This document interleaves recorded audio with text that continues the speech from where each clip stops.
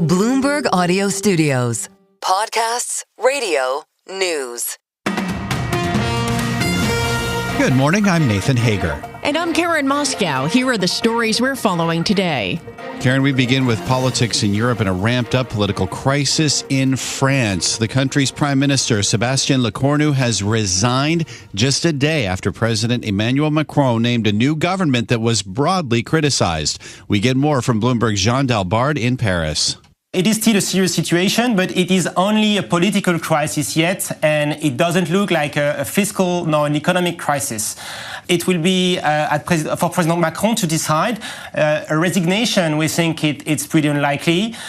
So either he appoints a new prime minister or he calls for a new general elections. But we don't think it will solve the situation because the political situation is so fragmented in France that even new general elections won't solve the problem. That's Bloomberg's Jean Dalbard. We are seeing an impact in the markets this morning. Stocks in France are down 1.7%. Well, Nathan, we turn now to the latest developments to end the war in the Middle East. Israel and Hamas are preparing for indirect negotiations in Egypt as hopes are rising for a possible ceasefire in Gaza. Begin more with Bloomberg's Dan Williams in Jerusalem. Well, we have delegations converging on Egypt, the Red Sea resort of Sharm El-Sheikh. There will be more proximity talks. Hamas will never engage directly with Israel, so there'll be mediation by the Egyptians, by a Qatari technical team, which is also expected in Qatar. You remember, along with Egypt, those were the two Arab powers that have mediated previous ceasefires. But now what's being discussed is a peace plan put forward by President Trump last week. Peace meaning that this will not just be a self-interested, time-bound cessation or suspension of hostilities, but an end to the war and, according to the plan, an end to Hamas institutionally in the Gaza Strip. And Bloomberg's Dan Williams in Jerusalem says a swap of Israeli hostages and Palestinian prisoners would happen immediately upon securing an agreement, while Hamas's disarmament would come in a second stage. Turning back to the U.S. now, Karen, it is the sixth day of the federal government shutdown, and the White House is signaling the first rounds of federal layoffs could begin as soon as today. Government worker unions have filed an emergency request with a federal judge in San Francisco to try to keep that from happening. President Trump was asked about his job cut plans on his way back from a Navy celebration in Virginia. Taking place right now, and it's all because of the Democrats.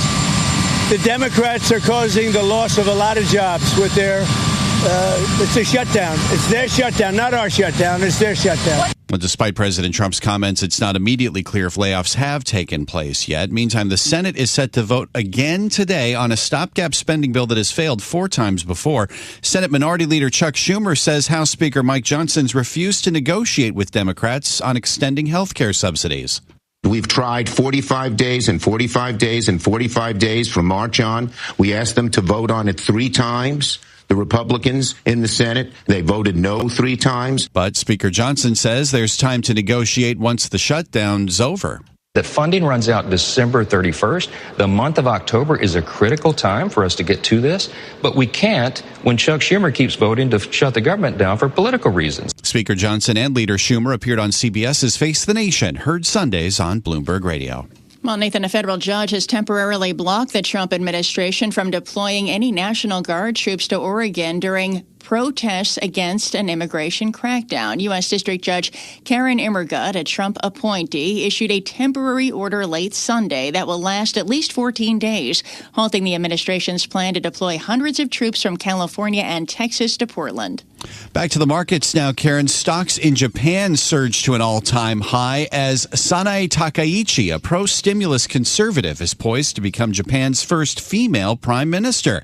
While equity investors embraced the news, bond markets did not. Longer-dated Japanese bonds slid, and we get more from Bloomberg's Sherry On in Tokyo. We know that Sanae Takaichi is a nationalist. We know that she's a fan of Margaret Thatcher, a fan of heavy metal music as well. But it's really the pro-growth policies that Sanae Takaichi has talked about that is really the focus for investors. She's talked about the BOJ's easy monetary policy, toned down her rhetoric during this election campaign. But we know that she wants to continue expanding expanding fiscal policy. She's promised cash handouts, tax rebates, hinting at raising the tax-free income allowance as well. Bloomberg's Sherry On in Tokyo. Japan's Nikkei index surged 4 3/4%. Nathan, here in the U.S., futures are higher as we begin a new trading week. The S&P 500 sits at an all-time high, coming off 6 straight days of gains. Amy Wu Silverman is head of derivatives strategy for RBC. Here we are with markets at all-time highs. Skew is relatively low. You know, all the hedges that had been placed were not monetized because the markets kept going up. And when I talk to investors, they say this just feels like the most reluctant rally. And RBC's Amy Wu Silverman, the S&P 500 is up more than 14% so far this year. And this morning, Karen, Bloomberg Economics is out with its latest outlook for global interest rates, and we get the details on that from Bloomberg's John Tucker. Good morning, John. And Nathan, the forecast highlights a significant difference. The U.S. will be cutting rates, and much of Europe will stay put. According to Bloomberg Economics, the Fed's going to follow up its cut last month with two more by year-end and continue with quarterly cuts in the first 9 months of 2026. By contrast, Western European central banks are forecast to be on hold. Now, Fed officials next gather at the end of the month. The FOMC is in something of a bind. If they cut rates too fast, the long-predicted acceleration in inflation from tariffs could materialize. By not cutting fast enough, the labor market could quickly go south. Meantime, the European Central Bank officials have made it clear they're comfortable with rates where they are at present, concluding that inflation won't stray too far from their 2% target. In New York, I'm John Tucker, Bloomberg Radio. All right, John, thank you. And company news, Boeing may soon be increasing its manufacturing output. Bloomberg News has learned Boeing is guiding suppliers that 737 MAX output could reach a 42-jet monthly tempo as early as October. To reach the first step in returning 737 output to pre-COVID levels, Boeing must still convince the FAA that its factories and suppliers can keep pace while maintaining quality. Time now for a look at some of the other stories making news in New York and around the world. And for that, we're joined by Bloomberg's Michael Barr. Michael, good morning. Good morning, Karen. The Supreme Court's term begins today. The High Court will hear a number of cases this year, some on its emergency docket, concerning the limits on executive authority of the president in situations involving the firing of agency heads and imposing tariffs without congressional approval. Last term, the Supreme Court addressed the scope of nationwide injunctions as applied to the birthright citizenship order. Now the justices potentially could be taking up whether that is constitutional. 2 men accused of setting a Boston police cruiser on fire are scheduled to be in court today. It comes after a group looking to race on the city streets over the weekend. Cops arrived to break up the crowd of more than 100 people on Massachusetts Avenue and Tremont Street. Several vehicles were blocking the intersection. Cops say they were ready to race and broke it up, and that's when the violence began. Someone smashed the back windshield. Officers came out of the vehicle. Fireworks were thrown inside, and the cruiser burst into flames. 2 people from Rhode Island were arrested, but Boston Police Commissioner Michael Cox expects there will be more. We will get every video and every piece of evidence we can to find every individual that was involved. The officers were not injured. At least 5 people were killed after Russia launched drones, missiles, and guided aerial bombs at Ukraine overnight in a major attack that officials there said targeted civilian infrastructure. Ukrainian President Volodymyr Zelensky says Moscow sent over 50 ballistic missiles and about 500 drones into 9 regions. It's Breast Cancer Awareness Month and time to remind people about the importance of early detection, starting with the very first breast exam. Dr. Darian Sutton says men can get breast cancer as well. If you have a family history, if you have a genetic risk, it's not just for women, it's for all humans. If you have that BRCA gene, you need to talk to your doctor about additional screening, but knowing the symptoms. If there is a change in your chest, if you have a new lump, if there's a change in your nipple, or there's any concerning signs, you need to talk to your doctor to get evaluated. Dr. Sutton spoke to ABC. Global news 24 hours a day and whenever you want it with Bloomberg News Now. I'm Michael Barr, and this is Bloomberg, Karen. Thanks, Michael. Time now for our Bloomberg Sports Update, and for that, we bring in John Stashower. Thanks, Karen. The Toronto Blue Jays, after winning Game 1 of the ALDS 10-1, won Game 2 over the Yankees 13-7. So Toronto will take a 2-0 series lead to New York. Seattle beat Detroit 3-2. That series is tied at 1. An upset in Sunday Night Football at Buffalo. New England won 23-20. Philadelphia blew a 2-touchdown lead and lost at home to Denver 21-17. So there are no undefeated teams left in the NFL. There's only one winless team. That's the Jets. That's your Bloomberg Sports Update. Stay with us. More from Bloomberg Daybreak coming up after this. Coast to coast on Bloomberg Radio, nationwide on Sirius XM, and around the world on Bloomberg.com and the Bloomberg Business app. This is Bloomberg Daybreak. Good morning, I'm Nathan Hager. The political crisis in France has hit a whole new level. The country's Prime Minister Sebastien Lecornu has resigned less than 24 hours after President Emmanuel Macron named a new cabinet that drew criticism from seemingly all sides, including from some within it. For the very latest, we're joined by Bloomberg Daybreak Europe anchor Stephen Carroll. Stephen, good morning. I'm honestly losing track of how many prime ministers France has had in just this year. What did Lecornu in? Good morning. Good morning, Karen and Nathan. Look, this is now the shortest tenure for a Prime Minister. That's a record that it has only been held since last December, when you might remember Michel Barnier went. But Sebastien Lecornu was gone after 27 days in the job and just 14 hours after he unveiled his new cabinet, which is also the shortest in history as well. This is the same problem that has bedeviled every French Prime Minister since the National Assembly snap elections last summer. This is a question around being unable to form a majority in Parliament. Sebastien Lecornu has been the third Prime Minister since that fractured Parliament was returned to try to build a coalition. He's been speaking in the past hour outside his office in Paris, talking about how he negotiated as well as he could behind the scenes. He couldn't see signs that he would be able to build a sufficient coalition to pass a budget through Parliament, or indeed address many of the other key political issues that France is facing. He had promised not to use the constitutional override mechanism that he has available to him to force the budget through Parliament. He told the other parties he wanted to build a compromise with them, but he says the other parties weren't willing to agree, even though they had made some signs in private that they were willing to soften on some of their positions. There was no consensus to be built, and that's why he decided to resign. Now, one of the key difficulties he had was after unveiling his range of ministers yesterday, is that one of his most important partners in his very minority government, the centre-right Republicans Party, they had already said they weren't happy with the lineup of ministers that were announced, despite the fact that their leader, Bruno Retailleau, kept his job as Interior Minister in the reshuffle there. So they were an unhappy partners. They were due to hold a meeting around now to try and discuss their position in a government that no longer exists. So now that Lecornu's out, it raises the question once again about whether anybody is going to be able to get a budget through this National Assembly, whether anyone can be Prime Minister. We've had so many at this point. So what are the options going forward, Stephen?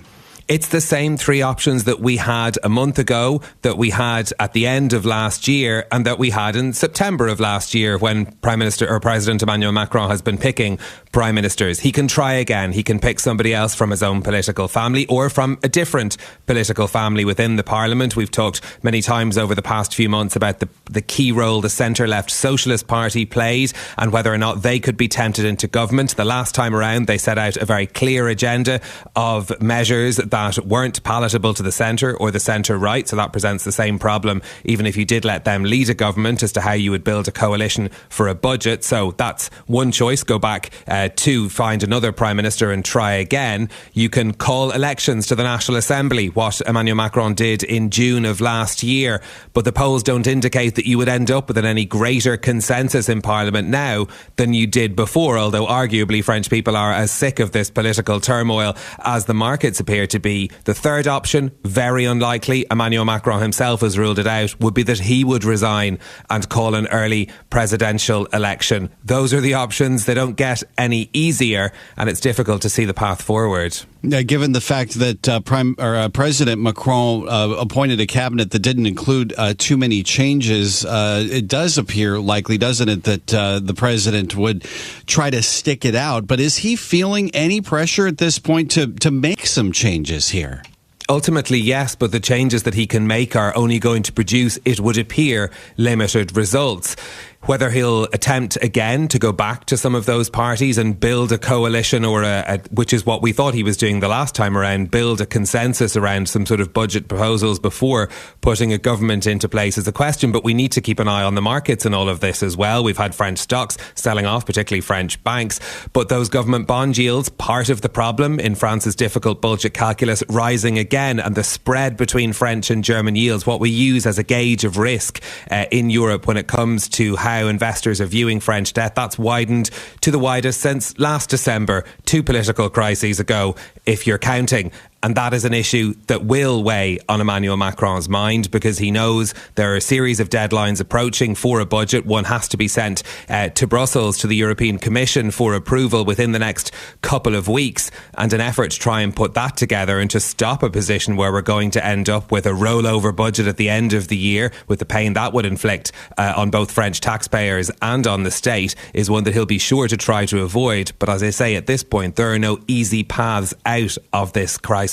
Yeah, and to that point, Stephen, as you say, the CAC in Paris is down 1.7%. So, yeah, there is pain in the market this morning as well. Thank you for this, Stephen, for the update. That's Bloomberg Daybreak Europe anchor Stephen Carroll with us this morning. Karen. Nathan, we're coming up on 2 years since the Hamas attack on Israel that sparked a devastating war in Gaza. President Trump is urging both sides to seal the deal on his plan to end the conflict. Indirect talks are set to begin today in Egypt. Israeli Prime Minister Benjamin Netanyahu says he thinks peace is possible. I hope it'll happen, but I can't guarantee that it'll happen. And so if it doesn't happen, what President Trump has said is that he will back Israel completely in acting forcefully against Hamas. And that was Israeli Prime Minister Benjamin Netanyahu in an interview with Euronews. And joining us this morning from Jerusalem is Bloomberg News reporter Dan Williams. Dan, good morning. What do you make right away of those comments from Netanyahu? Is that any sign that peace can be reached here? Well, it's either or. It's the President of the United States, Trump, who described this deal, this proposal, as one that would bring peace. He says peace after 3,000 years of conflict. So he definitely sees an epical opportunity here. Whether all that will be achieved may be in doubt, because right now what we have is a partial Hamas agreement following a full embrace of the proposal by Netanyahu, a partial Hamas agreement to enter into it, meaning Hamas has said it's open to releasing the remaining 48 hostages, and the remaining 48 hostages, and then discussing the other clauses of the proposal. Hamas's misgivings are over the demand that it relinquish its weaponry, that it fully relinquish power. Effectively, this proposal would see Hamas ousted from the Gaza Strip, an end of Hamas institutionally in exchange for the physical survival of the remaining Hamas members, who would presumably be offered an amnesty. So it would appear that all parties are getting together. They don't want to miss up an opportunity for that hostage release. But Netanyahu is making quite clear, and he does have vocal support from Trump on this, that if Hamas doesn't get with a program for what remains of the plan, Israel is ready to redouble its attacks in the Gaza Strip, where it already controls something between 70 and 80% of the territory, a territory that's really been laid ruin by this 2-year-old war, that Israel is prepared to go in and, in his words, finish the job by effectively crushing Hamas militarily and seeing an end to that regime. Yeah, and their talks are going on today. Who is taking part in these talks today specifically? Well, we already have the Hamas delegation there. It's led by the de facto leader of Hamas outside Gaza, a man who was actually out of public sight for a number of weeks because he was among the leaders of Hamas that were targeted in a failed Israeli assassination strike in Qatar. Doha, the capital of Qatar, like Egypt, has been mediating between Hamas and Israel during this war. So he has now led this delegation to Egypt, specifically the Red Sea resort of Sharm El-Sheikh. In the coming hours, we're expecting an Israeli delegation, a working delegation, to be out there. Basically, what we're waiting for here, or the Israelis are waiting for, is a sign that Hamas really is on board with and able to deliver those 48 hostages, at which point Netanyahu's top advisor, Strategic Affairs Minister Ron Dermer, would join the Israeli delegation. We're also expecting Jared Kushner and Steve Witkoff, Trump's two main envoys on this, in Sharm El-Sheikh. It's unclear if they've arrived or when they would be arriving, but it would appear that they, like Minister Dermer of Israel, may be waiting to ensure that there's no backsliding, reneging, time buying on the part of Hamas. Trump, for his part, has said that he won't be patient beyond a few days. So did Secretary Rubio.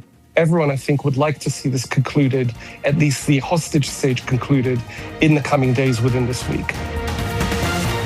This is Bloomberg Daybreak, your morning podcast on the stories making news from Wall Street to Washington and beyond. Look for us on your podcast feed by 6 a.m. Eastern each morning on Apple, Spotify, or anywhere else you listen. You can also listen live each morning starting at 5 a.m. Wall Street time on Bloomberg 1130 in New York, Bloomberg 99.1 in Washington, Bloomberg 92.9 in Boston, and nationwide on Sirius XM Channel 121. Plus, listen coast to coast on the Bloomberg Business app, now with Apple CarPlay and Android Auto interfaces. And don't forget to subscribe to Bloomberg News Now. It's the latest news whenever you want it, in 5 minutes or less. Search Bloomberg News Now on your favorite podcast platform to stay informed all day long. I'm Karen Moscow. And I'm Nathan Hager. Join us again tomorrow morning for all the news you need to start your day right here on Bloomberg Daybreak.